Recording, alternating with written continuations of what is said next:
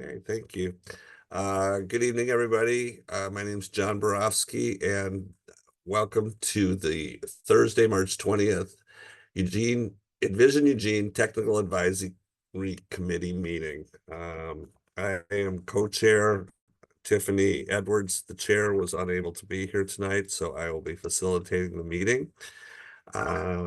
Let's just do a quick round of introductions. I know Eliza was here at the last meeting, but getting to know each other is always good. So like I said, I'm John Borofsky.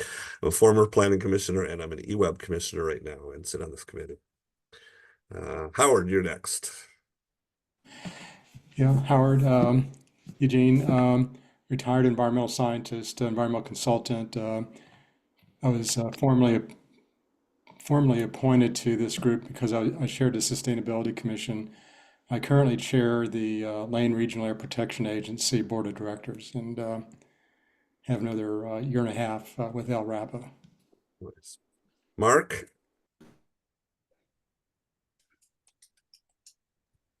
Yes, my name is Mark Reed. I'm a retired University of Oregon professor of geology, and my interest in this committee and function stems from background involving gravel site planning and interest in general in land use in relation to land surface flooding and resources. Excellent. Phil? Hi, Eliza. Welcome to our meeting. Phil Farrington. We know one another from the neighborhood, and I'm working as the Planning and Real Estate Development Director for CDC Management Corp, and also serve as the board chair for Cornerstone Community Housing. Welcome. Excellent. Dennis? Yeah, Dennis Reynolds. I'm a retired childcare director and recently retired Unitarian Universalist clergy person. I'm here in my capacity as a member at this point in time of the Sustainability Commission. Excellent. Eliza? I'm Eliza Kaczynski. I'm the Ward 1 Eugene City Councilor representing the council for this group. And I am excited to be on this committee because I'm very interested in land use and housing, and I'm also a former member of the Lane County Planning Commission. So. Great. And last night we sat next to each other at a Sustainability Commission meeting. Hello again. Excellent. Okay, Elena. Regarding minutes. No, you're introducing yourself. Oh, sorry. I'm Elena. I'm an associate planner on our long-range planning team and work on the growth monitoring program. Excellent. And Heather? Heather O'Donnell, senior planner, also on the long-range or community development and design team, primarily working on growth monitoring, but both of us work on long-range urban growth boundary planning and strategies, land needs for the next 20 years. You didn't say it and right, legal Heather. Stuff. Huh? You didn't say our name right, Heather. I know, I probably didn't. Community planning and design. Thank you. There we go. All right. And I was informed that Rick Duncan might show up later. He had a plumbing issue is what it was represented. So if he shows up, we'll welcome him with open arms. With that, we're going to move on to minutes, and Elena has something to tell us about the minutes. Yeah, so because we are only, Lisa has left the committee. And so there's only 9 folks right now. And with some people having absences that maybe can't vote yes on the minutes from a previous meeting. Anyway, getting to a quorum has been a little bit difficult recently. And I think because we have the recordings of the of our meetings, like as the, sort of official record of the meeting, the minutes, I think I was hoping we could go in a direction to just sort of acknowledge them right now, at least until July, when we hopefully have more folks and get more in a consistent rhythm with more people. So sort of acknowledge them. If anyone has any flags or issues, we can make those changes, but not voting to approve them because we just don't really have, it's just sort of a little complicated right now with getting to a quorum on people, on folks who have been here to vote on the minutes that are in the queue. All right. Does anybody have an issue with that? All right, then at this point, I would say thumbs up to acknowledge the minutes or the Zoom meeting summaries as they've been presented. Thumbs up. Alrighty. Excellent. There we Thank go. All right. Any public comment received by staff? No public comment, and we don't have any attendees watching us tonight. Excellent. Moving right along, we are going to go into growth monitoring annual report data for the key employment development. All right, I will share my screen. Annual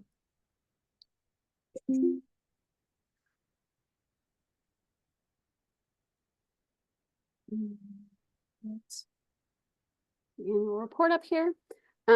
So this is our employment development data, and the numbers really don't look much different than as we reported in the annual report last year. I know Councilor Kaczynski, you didn't necessarily get into the weeds in the report last year, so if you have questions as we go along, but I'm not going to go, going to be pretty high level because the numbers haven't changed very much, but please jump in if there are questions or concerns. So this first chart is our employment permits by subcategory.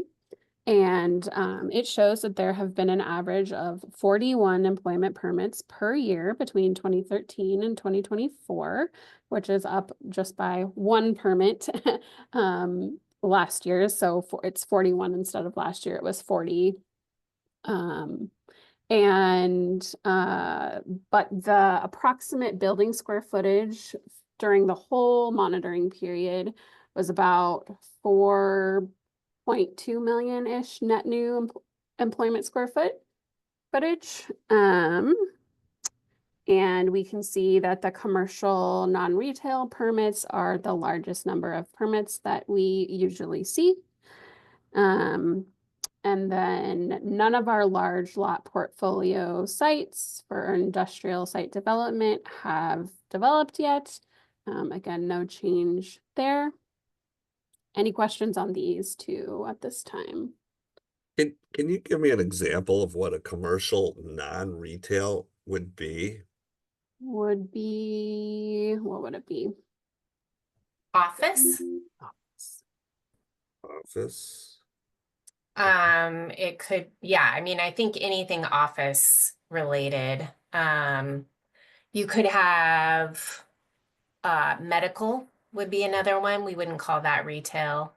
Okay. Trying Okay. to think Yeah, what else. Those are probably the biggest, Okay. biggest area ones. That's helpful. Thank you. Will. Just to be clear, in the text, it talks about new net square footage accounts for building demolitions as much as practicable.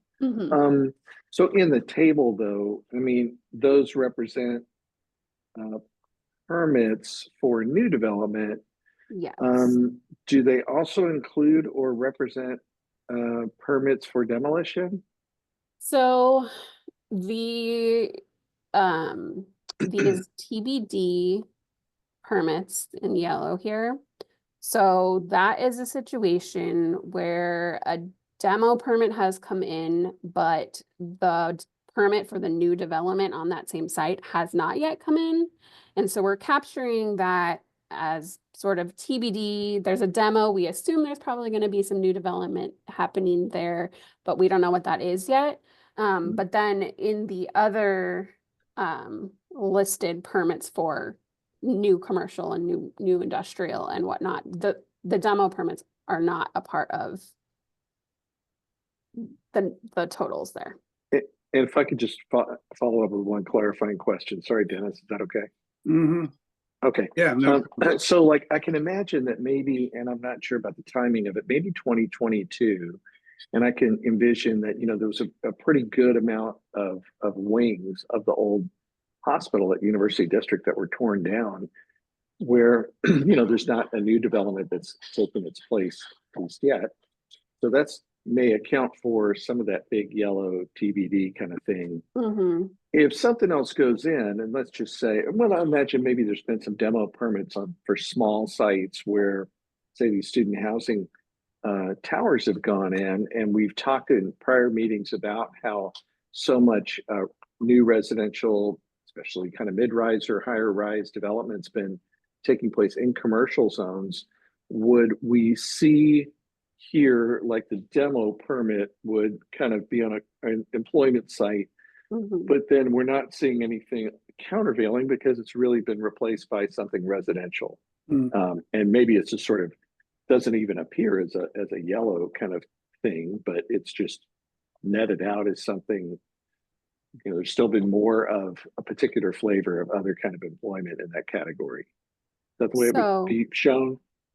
So the way that would work in how we're collecting that data in the system that we have would be that demo permit would get entered, and we don't know what the new use is, and that was employment demolition, so it would show up in this chart. If then a new permit came in for whatever, a student housing thing, we do know what the new use is now. And so it would actually, we change it in how we're collecting it to, we know the new use and we know what we've demoed. And so the demo square footage of whatever was demo would get captured in that net square footage that is listed here. But it would disappear from a TBD because it's not TBD anymore. And then the new units would show up in our housing charts. Gotcha. Thanks. That makes total sense. Appreciate it. Yep. Yeah, I had another clarification about the to be determined ones. I mean, I understand that's demolition, it's not yet determined, but there's still some of those back in prior years, like 2016, 2016 and 2018. Are there still some out there that maybe have been demolished and they just haven't been developed, or what would those be? If there was an employment site that had a demolition permit that has not yet been developed, theoretically, we would be capturing it here. We should be capturing it here.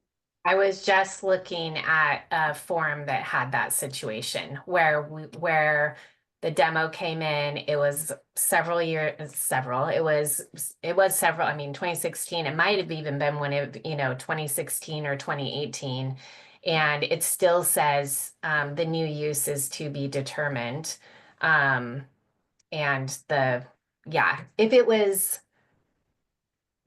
yep. And so it just still says that. And so that's something we've struggled with, is to, like, at what point is it just going to always say TBD, because we have had situations where there's a building on the property and they demoed a building and we're pretty sure that they're not going to build anything else, that they're just going to landscape that area, but who knows, maybe they are. Right. They don't have to tell us what their future plans are at building permit. And so you're right, we recognize that sometimes TBD is going to hang out there potentially forever because they may not be building anything. But we did capture, like Elena said, the demolished square footage. And so we're accounting for that. And behind this, in our database, we actually do have, and we've been working on getting a full picture of this, but we've been trying to have the demolished use and the replaced use, like the relationship between the two, what was demolished and what was it replaced with. We've been trying to get that data together to play nice together, because I think that kind of redevelopment is something that we need to understand, redevelopment patterns. And so we don't have a table for that yet, but just so you know, those connections we are trying to make, like what Right. was replaced with what. Just one follow-up thought. If three of us had questions about the to be determined, might be worth a short sentence that offers a little more information, because if three of us in the room, virtual room now had questions about what is TBD, maybe just if, you know, it looks like there's space and formatting to put a line. It's demolition and final use hasn't yet determined. Thank you.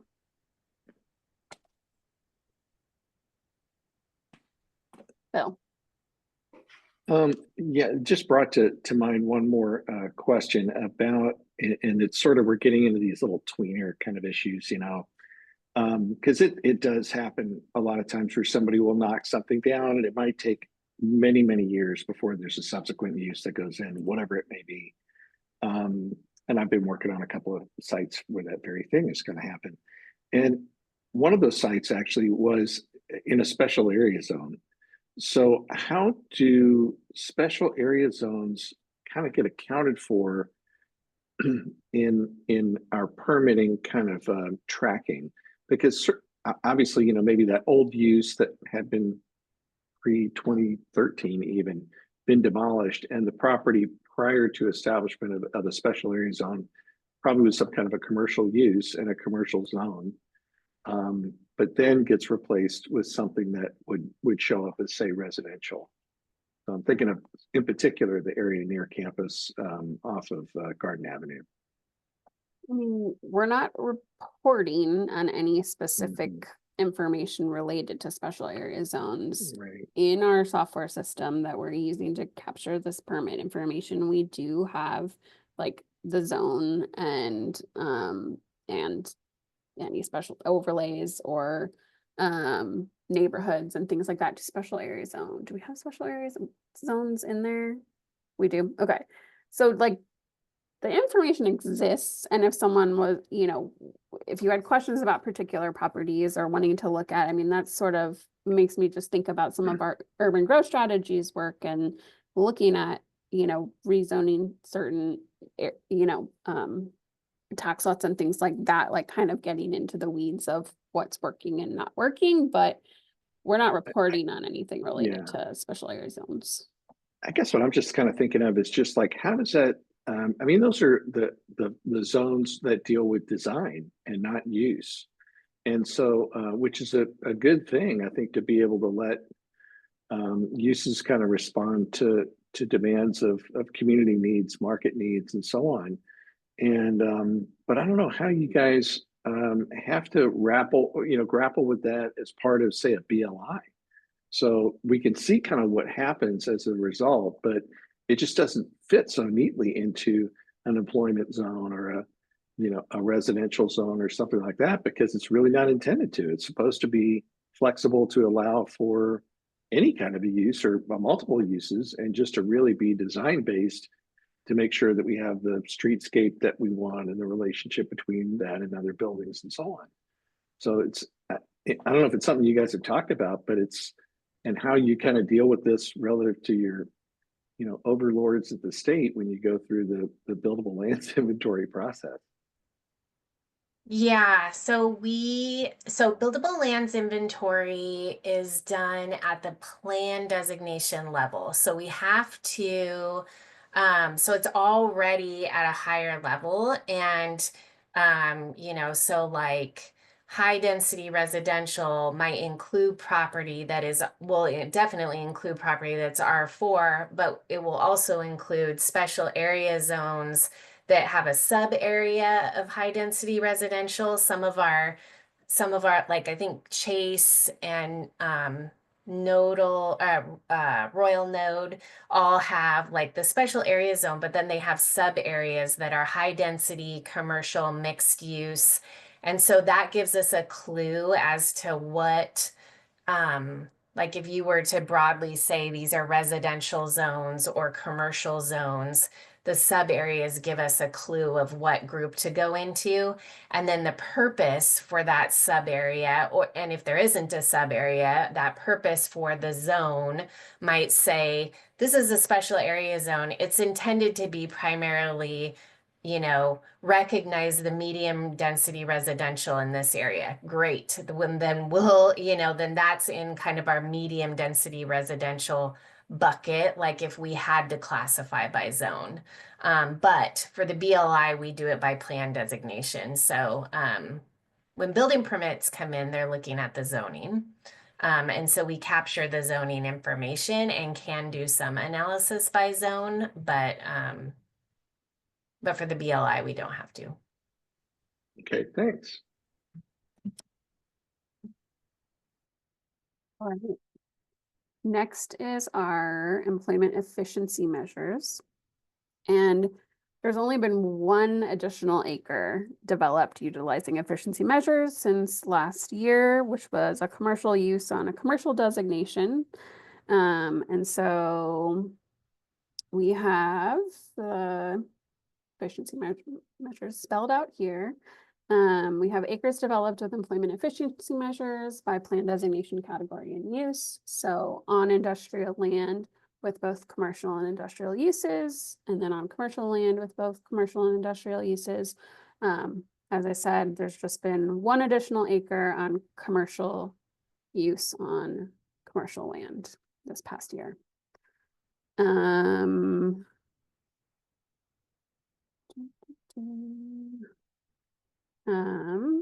So yeah, I think we know that I wanted to just mention, just gonna keep scrolling through here. Wanted to just mention that E1 and E2, which we can see, you know, aren't quite living up to the expectations, are you know, that has been difficult to develop on them. And so our urban growth strategy project, we are going to be looking at how we can make any tweaks or changes to E1 and E2. And sort of this growth monitoring, you know, this growth monitoring data is meant to, you know, tell us those things. Hey, this isn't working as well as we maybe thought. So let's take a look and ask folks maybe why not. So yeah, not a huge change on our efficiency measures this past year. So I wanted to make a comment on these. First is a question, and then the second is a comment. So the question is on the areas that we put to commercial in the Crow Road area that hasn't developed. Is that because the infrastructure isn't there? So it was the infrastructure is in the CIP and has funding now, so it's going to be going out there. But is that the reason why those weren't developed? Yes, and they also haven't annexed, Okay. which you can't annex until services are close enough. So, but yeah, yep. Okay, so then my second comment on this is, as somebody who was involved with these efficiency measures at the Planning Commission when we were changing some of these areas to E2 and E1 and looking for the efficiencies and was hopeful that they would happen, and then seeing the outcomes that we're seeing here in the data, I would hope that going forward, one of the things that we do is bring in people like Phil and other commercial realtors and developers and say, what is it about these lands that makes it difficult for us to get the employment land that we're hoping for on these things? Obviously in the Crow or in the Clear Lake Road area, it's the same issue. We don't have the infrastructure out there, and having a developer put all that infrastructure in as the first one is difficult. But on some of these other lands, I think there's real world examples of things that could be done that would make them more developable. And I'm going to pull an example of the Shepherd Motors property that was in E1, I believe, E1 or E2, and needed a rezoning so that it could be developed into a employment type of a property. So I would hope that when we're looking at efficiencies in our next round, that we really dig into the experts that are actually trying to put these projects together rather than planners that we hope are smart enough to figure these things out. But that's where would really like to lean into. Yeah, and that is our plan. We've, started that work with housing efficiency measures and talking to developers and some of our UGS working groups and things like that. And that will also be our plan for some of the employment development, but I'll also let Heather talk. Yeah, and so Phil, I don't know if you want to jump in, but we have already met with Phil and we got a nice list. We also met with our permit counter staff to hear about what they've been hearing have been the issues with E1 and E2 because they're the ones that a lot of times get those questions. We have talked with land use staff about the rezones that have been required to go from E1 to E2 and E2 not even necessarily getting exactly what we're looking for, like is C2 better? And so like Elena said, we're just starting that process, but we also want to acknowledge that we have already been hearing these issues and have them documented. So we're not just going out to people and saying, hey, what are the issues? It's like, here's what we've heard already. Are these in alignment with your concerns and do you have others? So we're trying to do our homework first and kind of get that all together. But yeah, we have met with Phil. Thank you, Phil. Great. Thank you. Right. Other comments? Other comments about efficiency measures. All right. And lastly, we have our buildable lands impact from our employment development. So just again, sort of some underproducing. The forecast for industrial land was 57 annual acres, and we're currently at 12.2. The forecast for commercial was 12.9 annual acres, and we're currently at 5.5. Both of those averages went down from last year because there wasn't enough development this past year to bring that average up or to keep it steady. We did see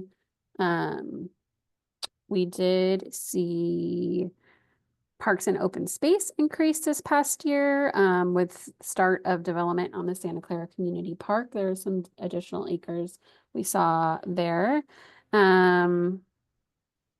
Yeah, so currently there's 380 acres developed with employment permits since 2013 compared to the forecast over the period of 1457 acres. So we're, yeah. Commercial land. Yeah, let me know if there's any of these that you want me to focus on, but commercial land, we're at 26% of the forecast, but you can see that in particular, developed commercial land is at 115% of the forecast. And then industrial lands were at 13% of the forecast. And also seeing, 35% of the developed industrial forecast there as well. Yes, Phil.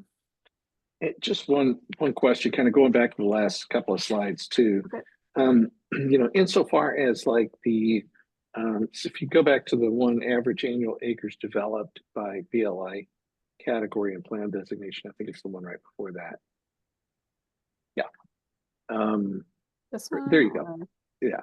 So insofar as like, for example, government and education, you've got that average. There's not a forecasted average for that. Mm-hmm. Is it just sort of assumed that, the acreage that we have is all there is, or that I'm just kind of thinking of like, how would, say, like the development of the night campus fit into this? I mean, it's already a developed area for prior developed campus uses, even if it was as parking, but now they're, developing these incredible facilities that have amazing potential to generate employment and other kind of research uses. So how would the first phase and the second phase, where would they be reflected, if at all, in this data? something like that. They would probably be reflected in well, I don't know what the I don't know what the plan designation is for that area off the top of my head. Probably like a public land and open space or designation or so something if- like that, the right, whole campus. So I just want to make sure that you guys are going to get, you're going to If it- categorize this and get credit. I mean, the city should get credit for, If you know, they whatever plan designation it is, we would be Yeah. capturing those acres as developed acres. And I just don't know off the top of my, it looks like Heather might be looking. I don't know off the top of my head what that particular area is designated. Mhm. But if it is government and education, then it would go into the acreage for government and education. And even like, you know, my thinking is just, you know, acreage is a pretty blunt instrument, you know. So I mean, it's a very labor intensive, high density employment kind of a use. So I think that, you know, sometimes, and maybe in the future, as we juggle BLIs, we give credit to the fact that employment densities in certain types of uses or certain types of functions are much greater than they used to be. And others, you know, office being one of them, it's probably a lot less just because people are hybrid working or there's just not as much demand. Yeah. And I guess that those conversations factor kind of more into our employment density calculations as opposed to this acreage calculation. So I have a question regarding percentage of met for industrial. Okay. Obviously we're quite a bit below what our targets are on industrial. Again, one of those reasons is probably Clear Lake, because we were kind of planning Clear Lake being developed, and I think it will be before the end of the plan. But I'm wondering how new zonings or policies might affect this. There is work going on at the city about healthy neighborhood overlays, or whatever they're calling it today, and how that might impact the actual amount of land.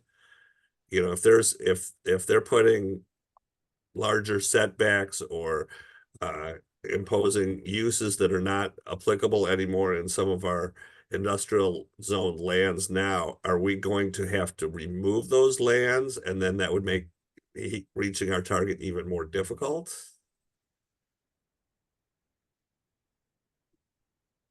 Remove them as industrially, well, do you want to jump in, Heather? Yeah, that was going to be my question. You mean say that they're not developable or redevelopable? Well, so I mean, let's say I don't think that we're far enough along to know. So I will just say from a high level, anytime you amend the land use code, you have to address if there's impacts to your buildable lands inventory, quantifiable impacts to your buildable lands inventory. So it really depends on one, if there are land use code changes, and if they are they quantifiably reducing the developability of land that we counted on in the buildable lands inventory to be developable. So like vacant land, partially vacant land, those are really clearly in the inventory. Redevelopment is a different story. That's more complicated. So I can just say that as like a high level, that's a requirement actually in your findings for the state when you amend the land use code.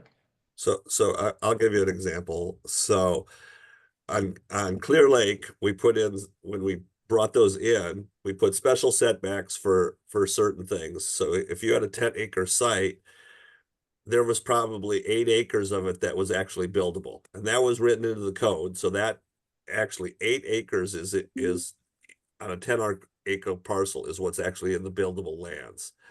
But if we go in now and put an overlay zone on and say, this land that was 10 acres that was zoned industrial prior to when we adopted this buildable lands inventory, and now we're putting in setbacks that take that 10 acres and make it only worth 8 acres of actually developable land.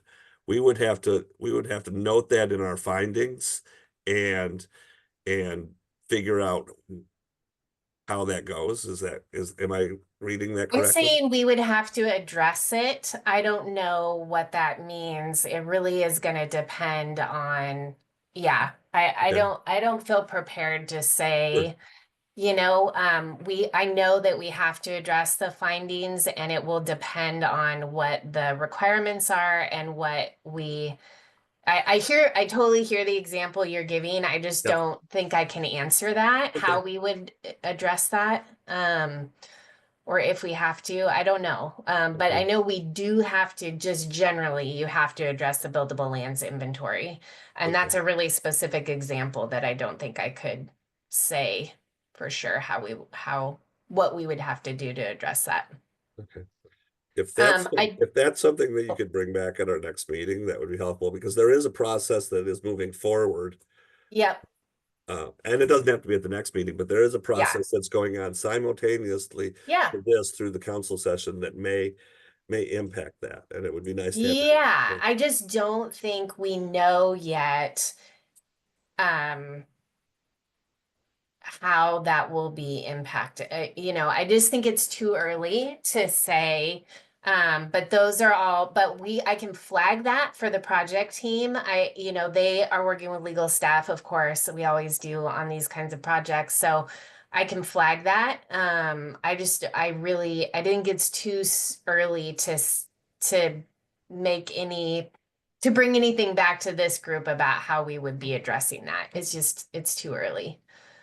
But I hear you, and I will definitely flag it for the project team. And that, I hear what you're saying, but a lot of times it's too early, but by the time we get the answers, it's too late. Not for this group, No, because not for this is this the group, but EETAC, yeah, and we will be reviewing we are not going to be, I don't know what the group's role would be with the public health, but I want you to know I hear what you're saying. okay, And I definitely don't want to leave something to be too late. So that's why I want to flag it for the team. I'm just saying bringing anything back to this group, I think is too yeah, soon, because I just don't even know what we would do. I don't know what we would bring back. okay, thank you, But it's a great thing to flag for sure, and I will do that. thank you. And I also wanted to answer the question. It is the area south of the mill race is government and education designated, and the smaller area north of the mill race is commercial, I think, with the mixed use overlay. Is that right? I cannot find the legend on our land use map right at the moment, but That's right, because it was the old Coca-Cola bottling plant site. okay, that makes sense. I was like, why? Yeah. And then the rest of it is part of the Riverfront Research Park area, so that makes sense that it's government and education. And to just close the thought on that original question about if the university had identified that this isn't exactly, I mean, it's campus, we coordinate with the university to get from them what their 20-year, what they think their 20-year land needs are.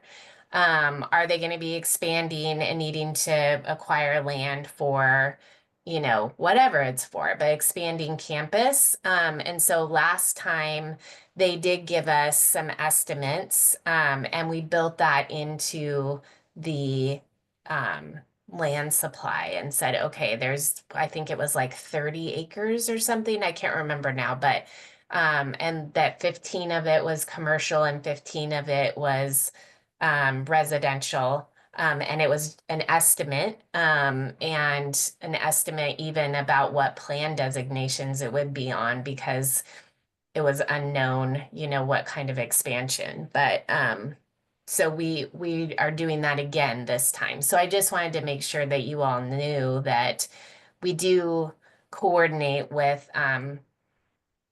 U of O and also with other government entities about additional needs for land acquisition that they might need, and then that goes into the land supply. Basically, it kind of gets taken out as being, it's land that we would have otherwise assumed for housing or non-government jobs, and now we're saying nope. We're actually assuming that U of O is gonna, or we need a new city hall, or whatever that is taking land out of the supply for those other things.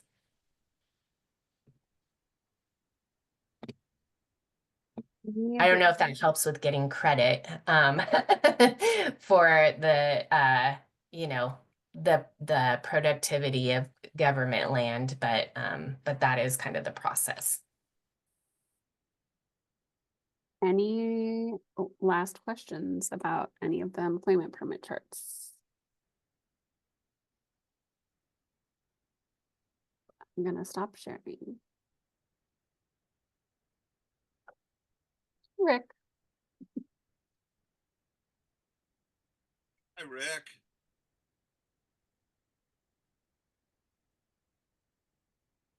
All right, you want to move on to the growth monitoring of population? Great. Thank you. So I will start sharing. Lena,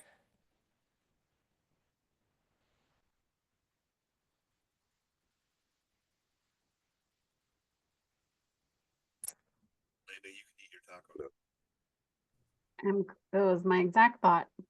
What was that? I'm gonna Elena eat can my eat her taco now. I'm jealous now. I did not get taco for dinner. All right.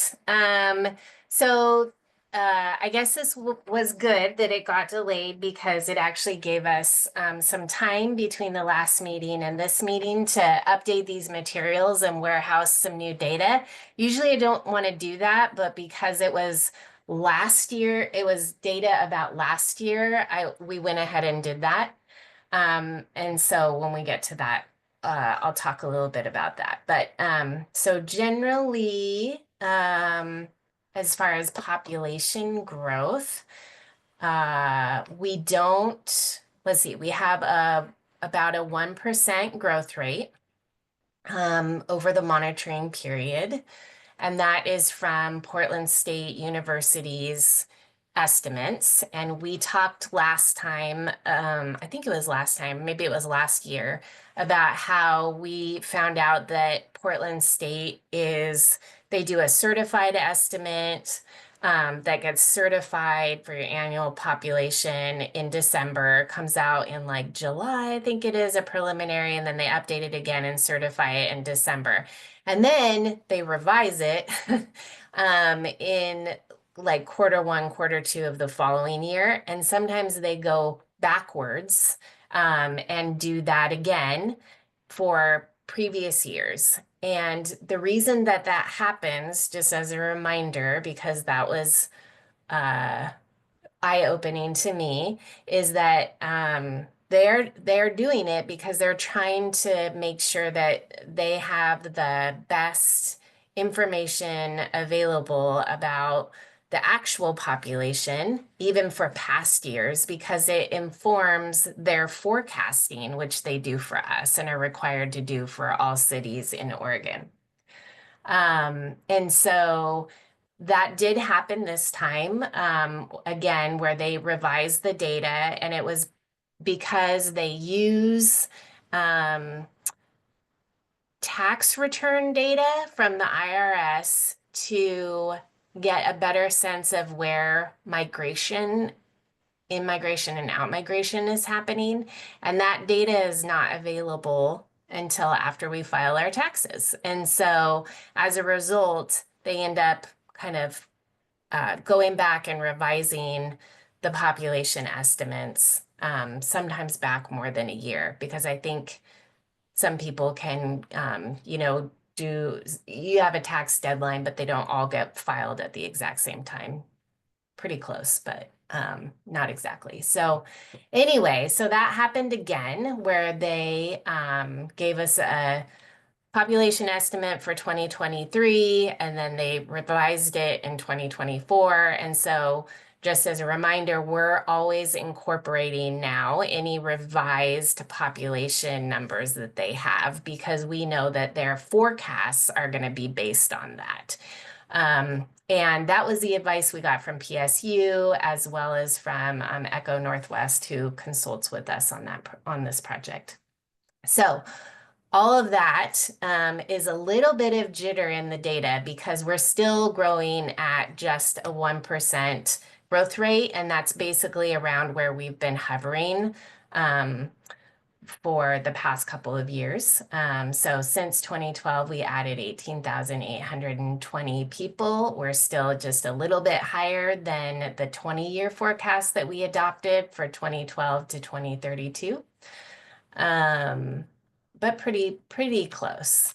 And then here, oh, sorry, this is a little awkward. However, the number that was added through 2024 is 184 people less in total than is reported in 2023, because of what I just mentioned, that PSU revised their data. And when I went and looked back, one thing that I found that was interesting is that at least back till 2020, every time they've revised their population estimate, their certified one from December, and then they revise it the next year, it's gone down every time. So I just thought that was interesting, because I think what that means is that as we report on this annually, it's pretty likely we're always going to have a statement like this that's like, it looks like we lost population, but actually they just have revised the numbers from the previous year. So that's not great, but that's also why we we try to look at things over a period of time and not necessarily annually. Different this time than last year and the times before is that there is a new preliminary forecast for the next 50 years, actually. The preliminary forecast was issued in November, and it's not expected to be finalized until June 30th, 2025. And we've already seen a revision, although it was not substantial. They just tweaked it again, which we saw that meeting was in February. So the way that their forecasting works is they forecast population growth for the state by regions, and they do it every 4 years. And so we're in Region 4. Our last forecast was in 2021. So we're part of the South Willamette Valley region, I think is the name. And they do an initial forecast that they release in November, December. And at the same time, they send the cities and counties a survey asking for development trends. So we give them growth monitoring, development, building permit data, development that's in the pipeline. They ask for jobs trend data, affordability, housing, all sorts of things. And so their preliminary forecast does not include the results of those surveys. It's like preliminary model forecast without input from the cities. And so that's what this represents. And I'll just say one of the things that we gave them in our survey was, because of the urban growth strategies work, we were already coordinating with U of O on their future projections. And so they had U of O not growing at all. They just kind of, that's their standard for colleges, not standard, sorry, that's their baseline. They just assume until they hear otherwise from the universities or the cities that they're growing. And so we gave them the information that we got from U of O. I don't know if they ended up talking to U of O as well, but they ended up bumping up the percentage of assumed group quarters housing that would be needed for our region, because U of O is expected to grow a little bit. So anyway, that's not reflected here, but I just wanted to flag that for you because that's a kind of a direct result of growth monitoring data work and urban growth strategies coordinating on 20-year planning. So these things that are, these bullet points that are in here are the same for the preliminary and then the revised one that they have out on the web right now. And then these are pretty like high level standard trends that are happening. I don't expect them to change. So Lane County continued to grow, but slower than it has in the past and slower than the 2021 forecast. And that's been kind of a trend that we've been seeing. I think we reported at some point, I think we shared with the ETAC that Lane County hit the mark of seeing more deaths than births. I think that was last year or the year before. And we hit that, they were projecting that for the whole state. And we hit that before, oh, I have it right here. Oregon, we hit it in 2020, which was unique to Lane County. So we actually hit that trend faster than they thought we were going to. And so as a result, net in-migration is the sole contributor to the county's growth. It's not growing because births outnumbers deaths, that the opposite is happening, but we are having more in-migration than we are what they call natural loss, a net change due to births and deaths. So that's why we're still growing. Let's see, there's no signs that births will increase. So their forecast assumes that that will continue to trend down. Deaths in Lane County, Lane County is older as a county than the state average, and deaths have been increasing in Lane County, but it's really because we have a larger older population, not because life expectancy is decreasing. And in fact, it's been increasing. And that's I think more of a nationwide trend as well. So that's good news. This fertility rate Lane County, I think, has been much lower than the state and other counties because of the student population. And that they assume that will continue.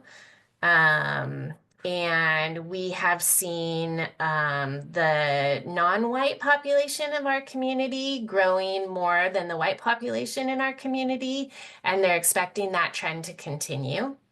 And that's something that is new in the forecast, is that the state rules are now requiring PSU to do more demographics specifically related to race. Before they were doing age by county, and now they're also doing race by county. And I can pause there if you want to ask your question, Phil. Just that statement, the student population is clearer here than in other counties. Did you, the word clearer? Oh, sure. Like more obvious. There's just it's larger. So it's more clear that there is a student age population center here than there is in other communities, is what they said that's how they framed it at the, so I could change that word from clearer. It just seems like, the casual reader might might kind Yeah. of misinterpret that or something. I don't know. You could say Yeah. more evident. More evident. Yeah, and I'm assuming because we're a college town, right? Is what Yeah. they're kind of after. Yeah. Mhm. Right. Okay. Yeah. Gotcha. Okay. Thanks.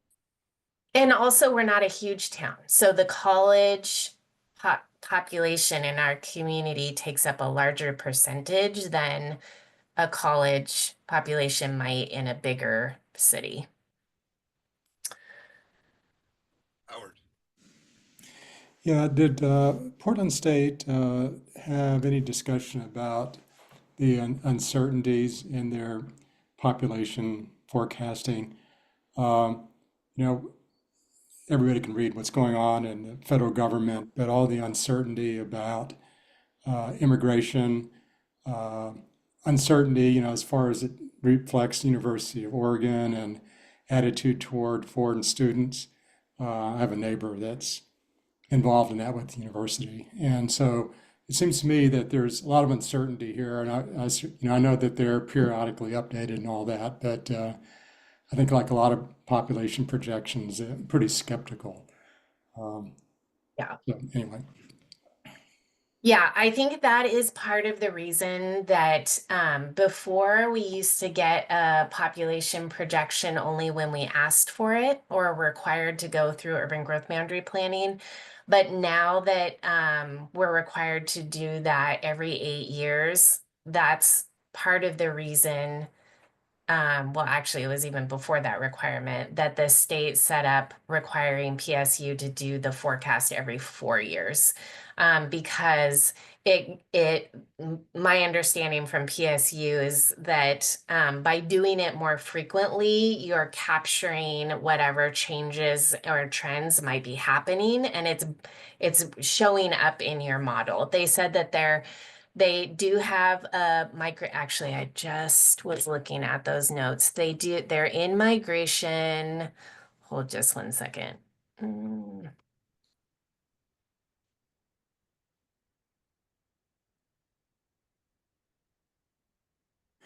Well, my point is that in Oh. discussing these, I think it's helpful to the reader to acknowledge the uncertainties. And if PSU publishes any of that as it relates to their models and forecasting, I think it just would be helpful because I Okay. don't think that we should take all of these projections with, embrace them totally, realizing that they do fluctuate, and there's a lot of public policy that can influence these, especially when you look at what the current population growth is in the United States. If it wasn't for immigration into the United States from foreign countries, our population actually would probably be decreasing because deaths do outnumber births nationwide. So, just a comment. Yeah. Okay. I won't get into the detail then, but yeah, they definitely acknowledge that their migration, they have a migration model and they work with IRS data to better it because they know it's not perfect. And so they try to test, my understanding, their forecasting against other models to try to truth it. But yeah, we can definitely add some caveats. Any forecasting, really. So let's see, Eugene. So this comment, less change in the forecast than most cities, and that actually could use some more clarification. Less change in the forecast from the last time they did the forecast in 2021 than most other cities. It is lower than last time, as I mentioned, but that is like a statewide thing that everybody's growth rates were being tamped down in this forecast. Yeah, I have another comment about our language and that phrase being tamped down. It sounds like the projections are being reduced by an external cause. Like that prior comment about clear, maybe something are just being reduced. Or projections are being reduced. Tamped down meant somebody's, Anyway, does that make sense? Sure. Yep. I am your classic casual reader. So No, this is great. Yeah, no, this is great. It's funny too, I'll just admit sometimes when you read something out loud, you're like, oh, maybe I would use a different word there. But yeah, thank you. Phil. I asked just about the last bullet point there. Springfield is seeing slower housing production. That's again an observation that PSU had that you're drawing from their data, right? That is what they stated at, yeah. Mm-hmm. Okay. Because I mean, I'm not going to quibble about any of this, but I mean, it's picked up a little bit. I mean, they finally have started doing medium density housing production in Springfield where there was none for like about a decade. So, sort of in the scheme of things, other things have been picking up a little bit, but still Okay. probably slower than Eugene. Maybe I don't know how they might qualify it. But. Yeah. I think so they asked us for development trends from the last 10 years, I think. So that's probably, I think that's what they're Yeah. looking at. Yeah. It's only But yeah, and relatively then all the recently cities have the opportunity to review this and provide comment. Mhm. Okay. But Yeah, yeah. it's probably a true statement, but things aren't looking so shabby. So that's Yeah. good. Okay. So I guess one question I have for the group is that, or one thing I wanted to point out is, again, I have not updated this since they revised it. I don't expect these bullets to change because these are like overarching trends. Although maybe the Springfield bullet, that might be an example of something that changed because they got, after this, they got more information from Springfield on their development. But the new forecast, this is always what's awkward. The new forecast is not expected to be finalized until June 30th, and we would like to get the annual report out before that. If it comes out before, early, we could certainly update this section and share it with you all and just do like, here's the one pager that we're updating of the new forecast. But yeah, it's always just a little bit awkward because this is supposed to be the annual report for 2024. The forecast gets finalized in 2025, but like a month after when we want to have the report out. So there's just a little bit of, just awkwardness as far as timing. So if folks are okay with us kind of forging ahead with the annual report, we'll catch the forecast next year. And it will only be, 6 months or a little bit longer than that old. Because it will get finalized, in the mid this year. Does that make sense to everyone? Are people comfortable with that? Yeah, I think that's, we captured that up above when we saw that it went down 189 people. I think that's something that we'll just live with going forward. Everybody's clock isn't set to the same time as far as those. So yeah, I'm fine with it. And I think probably the rest of the group is as well. Okay, I'm seeing head nods. Great. Thank you for that. So here's our, so again, these charts haven't been updated with the preliminary. They still have the 2021 forecast in there for the current 20-year forecast and the 30/50. So that will all get cleaned up or replaced in next year's report.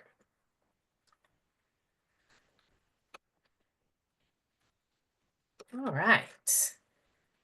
And these are just kind of the same information, but in a line format. I do think it is interesting. Somebody made the comment about, Howard, I think it was you that made the comment about forecasts, taking them with a grain of salt.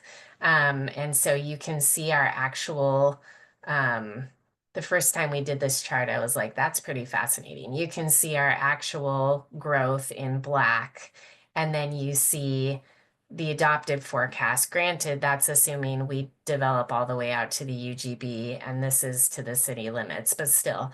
And then you see the current forecast, and they're just notably higher, and seem, I don't know, seem to be on a more, I guess this one went down a little bit, but the trajectory seems to be a little bit more towards growth than maybe what we have actually seen, which is definitely more like bumpy, you know? Okay. Oh, thank you. I see John's getting dinner. Thank you. All right, I'm going to move on to job growth.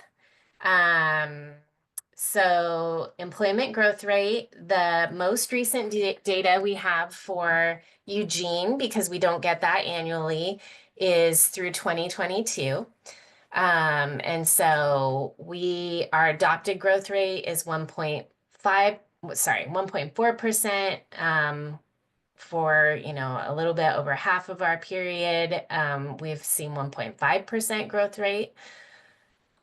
The growth rate forecast, again, that we adopted was 1.4, but that was based on the forecast for Lane County at the time. And so we can look at that to get a sense of kind of what Eugene's growth rate forecast might be in the ballpark, and that's definitely gone down. So that's at 0.7. We get into a little bit more detail about that down here. So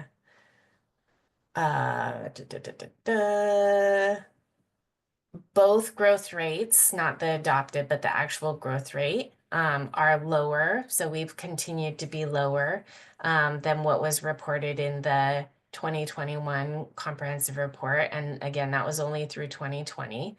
So we're looking at 1.5 for Eugene, and 1.9 is what we were growing at through 2020 for Eugene. OED, so the Oregon Employment Department's new 10-year forecast for Lane County was just issued at the end of December, and that shows a projected growth rate of 0.7. And as I mentioned, the county's growth rate projection, those 10-year forecasts have continued. That is lower than it was last time. So it was 1.2% in 2021 for the next 10 years. It was 0.9% in 2022 for the next 10 years, and now we're at 0.7. So just kind of slowing growth projected.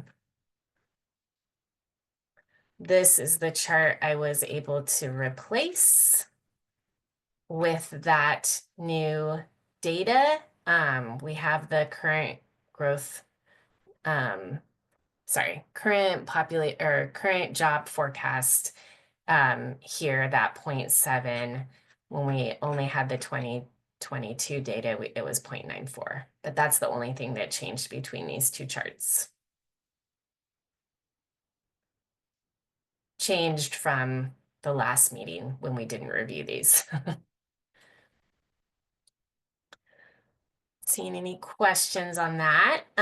So then if we break down those total jobs by employment category, that's down here. So up above, we were looking at the growth rate, and we were using through 2022 for both Eugene and Lane County, because Eugene, we again only had through 2022. But we actually do have county data through 2023. And so you can see that the county has added more jobs, more covered jobs, which means, again, covered by unemployment insurance, than they did in 2022. So there's a little bit of growth that's happening there, which is interesting because their growth rate projection went down. But maybe this just isn't enough for them to say that there's a trend in growth, and actually that it would still be going down over time. And then I think I kept in the 2018 data because that was pre-COVID, just as kind of a benchmark for where everybody was before 2020.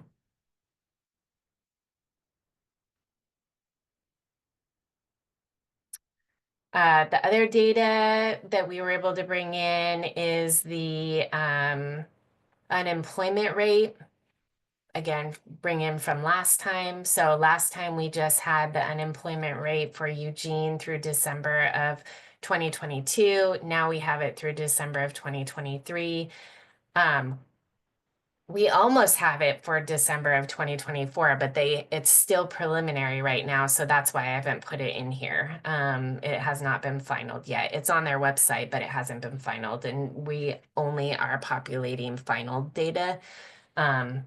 So that's why it's still to 2023. But the good news is that the employment rate went down from last year from 4.6 to 4.1 in December. And just as a reminder, during COVID, our unemployment rate when at the highest point was 13.8 in April. I added that because it's a little just to you can tell, but it's just to have that information about what that actual spike is during COVID.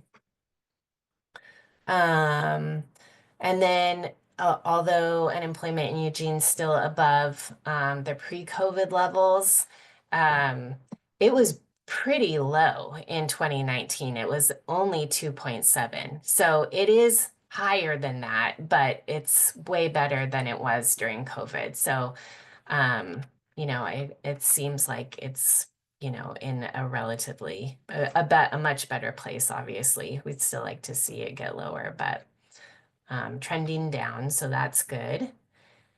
And then average annual wage or pay of jobs for people who work in Lane County has risen 16% over the monitoring period. And that's about the same from last year. So not too much change, but still an increase. So that's good. It's a little bit lower than what Oregon saw as an increase, but in the ballpark. And we didn't have new information for Eugene. And then this is just showing that information. The other thing I wanted to mention, I think we mentioned this last time, but we have been trying to work on our colors. Less important as far as the data goes. I mean, not less important. Less important as far as unemployment. That is very important to know, and important as far as being able to relay the data. We have been working on our shades of gray and our shades of blue. So just as a reminder why we're using those different palettes, oranges we're using for housing development and people census, demographics, population. Blues we're using for employment development and jobs and employment data. And then grays we're using for other jurisdictions, regardless of if it's population, jobs, building permits, to try to give people a visual cue. So take a look, let us know. Happy to hear your feedback. Still difficult, probably, but hopefully better than it was last year. If you need to look at last year's annual report and look at the differences, great. But yeah, let us know if these are any better on the shades.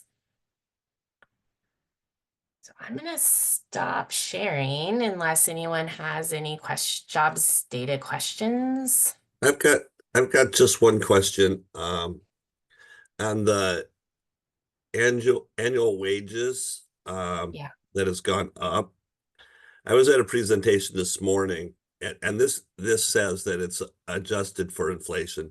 So I Yeah. was at a presentation this morning where they showed two graphs and one of them was inflation and one of them was wage increases. And luckily, and this was nationwide, it wasn't regional for us, but nationwide, the wage increases were outpacing what our inflation is at this point. Is that something that is reflected when you say adjusted for inflation, or would that be a separate line? I mean, I thought it was interesting because everybody says, oh, inflation is killing us, but actual nationwide, the wage increases were about a point or so higher than what the actual inflation rate was at this point. So all we mean here when we say adjusted for inflation is that we're putting, so that we can compare apples to apples, we're putting the 2011 wages in 2022 dollars. Okay. So that we can compare the 2022 wages to the 2011, because otherwise, yeah, so that's all we mean. We're not doing a comparison of inflation rates. To wages. Okay. It Yeah, was just an interesting slide because yeah, it was like everybody's worried about inflation, and yeah, inflation is high, but it was an interesting slide. You wouldn't have, from listening to the news and everything you hear out there, you wouldn't have thought that the buying power was higher. And I don't know if that's the case here, where our inflation rate is as opposed to nationwide. But thank you. yeah, thank you. Eliza. Just out of curiosity, was that, because now I'm really curious, was that slide where they were showing, was that showing like median wage, or was that showing employment cost index, or do you not know? It was unemployment, or it was average wages, and then Okay. average increase in wages, and then average increase in inflation. Okay. Yeah. Thanks.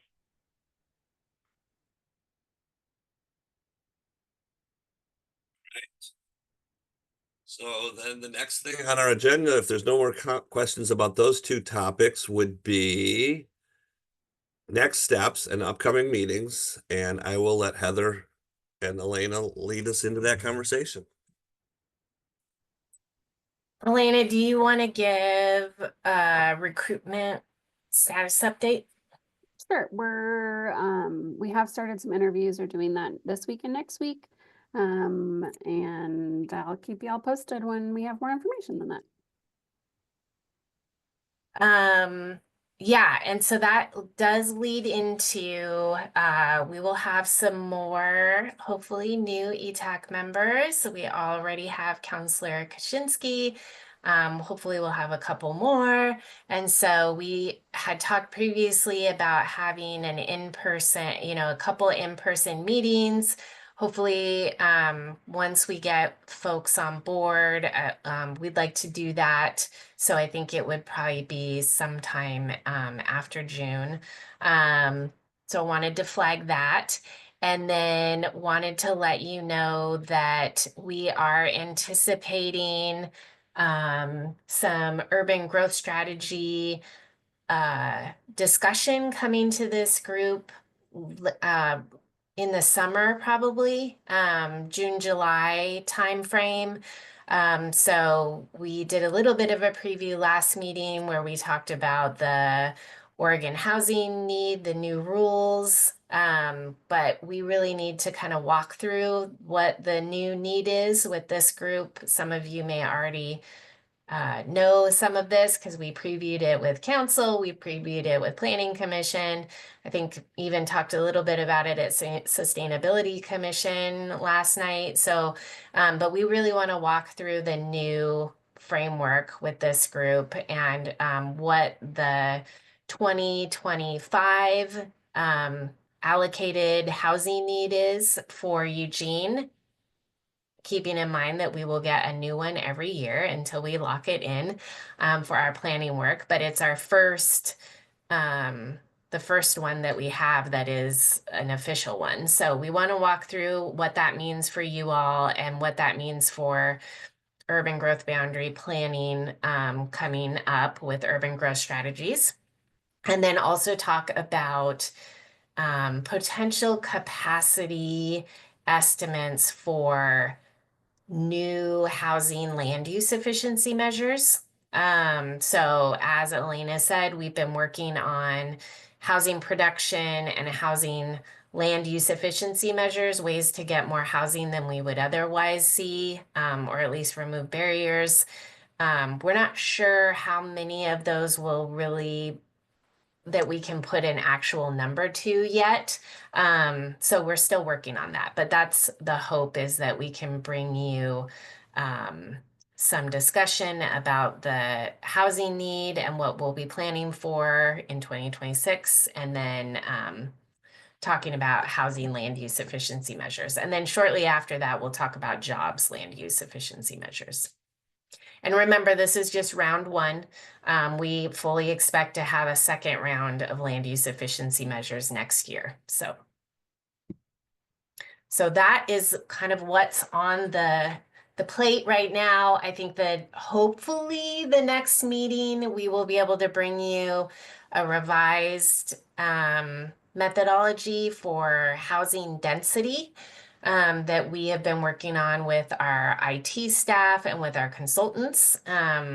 It's not a major change in the methodology. It just, every time we tweak something in the system, it takes a lot of testing and quality control checking and making sure things are coming out right. So we're in that process right now, and then we'll have to revise the charts and everything. So that's taking some time, but hopefully density. And then I think we also want to talk with you all about the census, because the 2020 census data, the federal government revised how they're doing some of the metrics that we count on and that we report on. And so we want to walk through that with you and bring you into the fun of census data and crosswalking.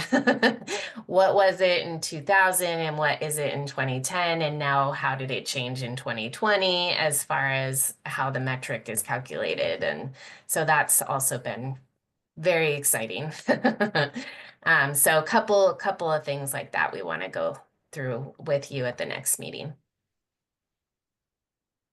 Okay. Anything else? Looks like elections is also on there for next meeting on my agenda. I think that's on as just, that's kind of next meetings plural. Okay. So I think we were hoping that you and Tiffany could stay in your roles until we kind of get the EETAC the new folks in, and then we can kind of reassess everything. Sounds good. Cool. All right. And yes, Dennis. Yeah, just a quick comment. My term is going to be ending at the Sustainability Commission. I haven't asked to re-up, but we've already started pitching with current commissioners. And there's one who seems to have a better grounding than I certainly did when I got there that I'm going to approach specifically. So there'll be a different rep when we get into summer and beyond from Sustainability Commission. So. Well, we appreciate you, Dennis. Thank you. And thanks for pitching your role here to your colleagues. We appreciate that too. Excellent. All right. Any other comments or questions for the good of the order? Perfect. Look at that, 6:55. We're half hour ahead of time. All right. Good night. Thank you, everybody. Thank you. Good night. Good night. Thank Nice you. job. Thank you, Bye, guys. everybody. Bye-bye. Bye-bye. care.